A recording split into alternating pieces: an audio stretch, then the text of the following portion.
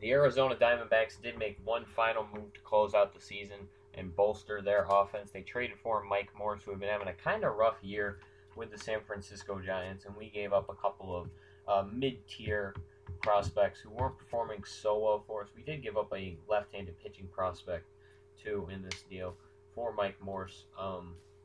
What we did with Mike Morse is basically acquired a fourth outfielder. As you can see here, we're in a close race with the Cardinals, Reds, and Mets for a playoff spot. Here we're going to be taking on the Minnesota Twins in Michael Bolsinger's MLB debut. The 40-man rosters did expand. Well, actually, the 25-man rosters expanded to 40 recently in this franchise. So we now have 40 roster spots available. Bolsinger was one of the pitchers we called up from AAA. As you can see, this is pretty much going to be the numbers that close out the season for most of our players. Mike Morris is DHing today, as the DH rule is in effect. Ricky Nolasco having a stellar season, 11 and 12 with an ERA under 3, and has almost as many strikeouts as hits. He's only walked 52, which is pretty good for Nolasco. I think, anyway. He's the right person thinking of.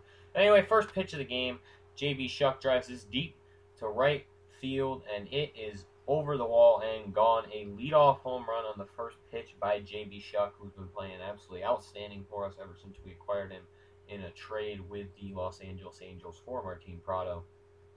I feel like that was a very good deal on our end because we got a speedier outfielder who could play Trumbo on the infield as a result. But leadoff home run for JB Shuck. He's been doing great in the leadoff spot. He's hitting well over 300. Doing what we wanted Denard Span to do, but he didn't quite pull off. And then an error here by Joe Mauer. Rarely something you'll hear. Actually, it might have been charged to Nolasco. No, it was charged to Mauer. Is going to lead to Denard Span getting on base. Hit and run here. Goldschmidt grounds out, but Denard Span's safe at second. That's the first out of the inning. We got Mark Trumbo up at bat, and Nolasco is throwing a lot of balls in that area in the strike zone. This is a really good throw by Oswaldo Arcia, and Denard Span is caught in a rundown right now between third and home. I was trying to send Goldschmidt to second because Span was caught in a rundown, but it didn't work, and he ended up getting tagged out anyway after he just gave up. And then Montero strikes out the end of the inning. So we get 3 on, but we only get 1 run out of that, and it was the home run to lead off the inning. As you can see, they have their lineup here. Terrible, absolutely terrible. Everyone's hitting 265 or less, including 2 starters hitting 225 or about. Michael Bolsinger making his MLB debut right now. He made his MLB debut in real life a few weeks ago, and he did not terrible. I don't remember if he was overly good, but I do remember he wasn't that bad. So I watched part of that game, and it was on MLB Network because they do that weird recap show. Anyway, 3-2 count. He's throwing 8 pitches in his first at bat. And what the hell was that, Trumbo? Come on. I know you're not great defensively, but that was just dumb. He was standing right under the ball, and it hits him in the shoulder, and I'm surprised that wasn't another injury this year for him. But that's a leadoff hit. They're going to rule that, not an error. And then this is another hit. So with no outs, Bolsinger has given up hits to both of his first 2 batters faced in the MLB. But with a 1-2 count here, no outs still. Trumbo is going to field this one cleanly, throw it to second onto first just in time. That throw was a little bit offline too. I was just worried it was going to go into the stands and this is going to be a tie game.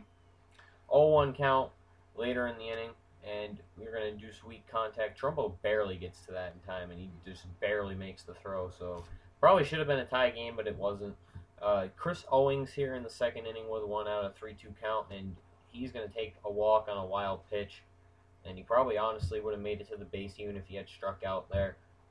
So now we got Mike Morse up at bat with an 0-1 count, and he is going to drive this one to left field, and it's going to get down for a base hit. Mike Morse with really high contact ratings and power ratings in the game. He's going to be a good 4th outfielder / DH. I don't really want to play him in the outfield that much because he's very slow. Oswaldo Arcia makes an incredible play right there, and it ends up being a double play because it screwed up the base running. And we get no runs that inning, even though we had 2 on. 0-2 count. Strikeout for Michael Bolsinger, the first of his career.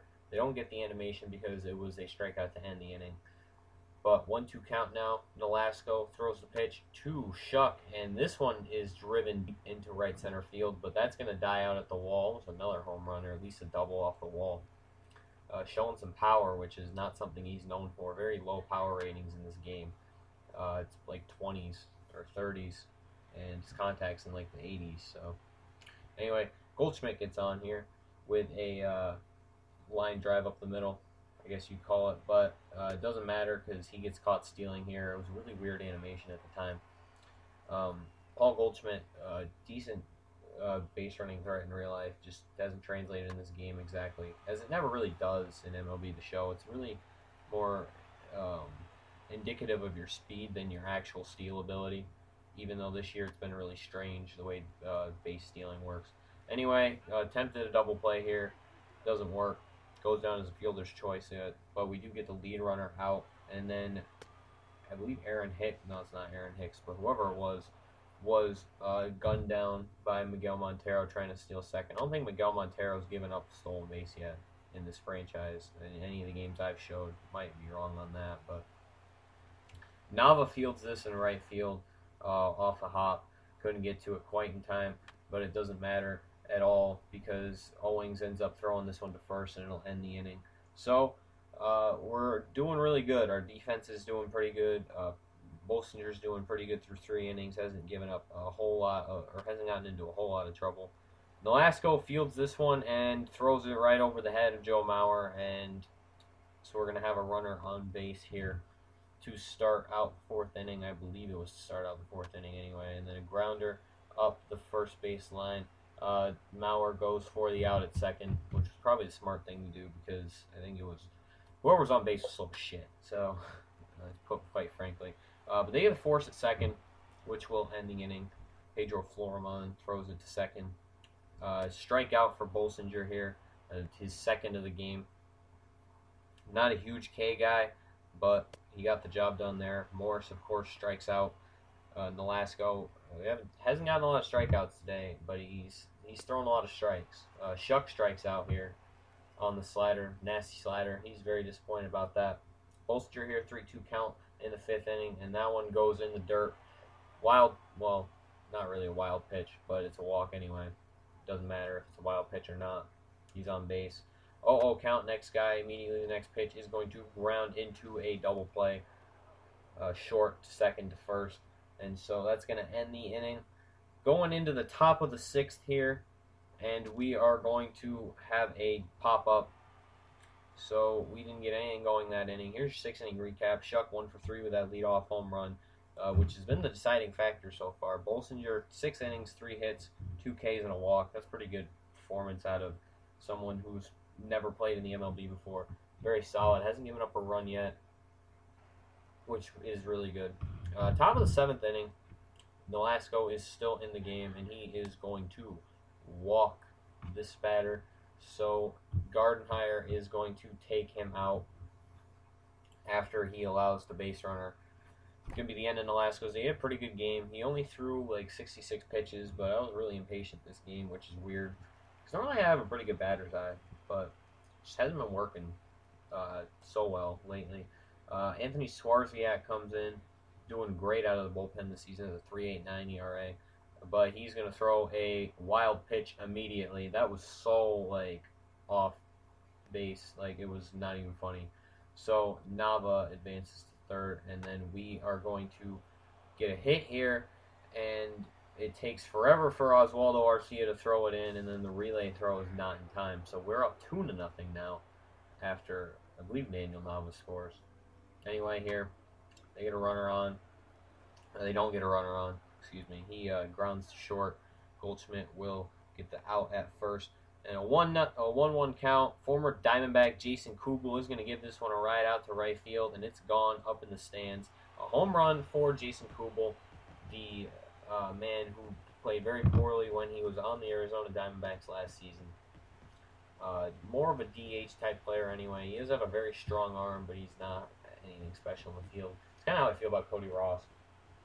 But anyway, they get the fireworks to go for the first time tonight, and the deficit is cut in half. They're only down 2-1, a very manageable game for them if they're going to want to make a comeback attempt, but that just means we have to perform up to our standards and hold this lead.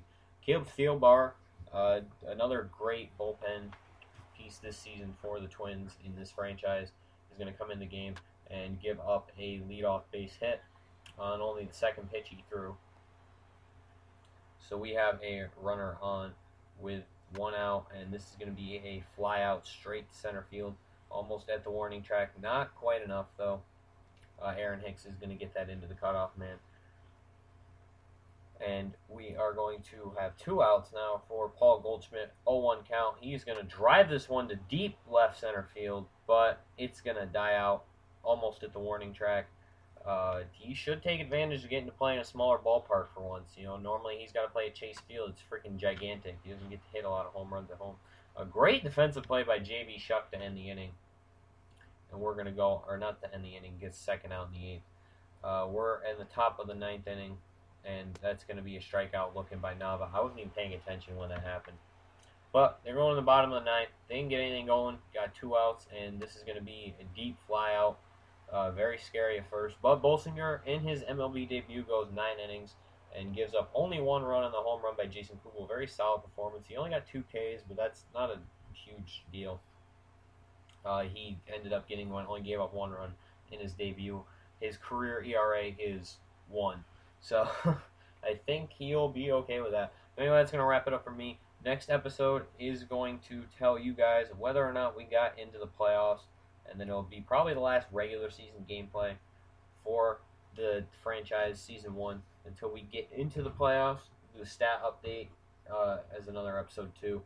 More MLB, more NHL will be coming in the next few days. It's going to be summer soon for me, so I'm going to be able to probably do a video every couple days, which will be good because I've been doing really good with production lately.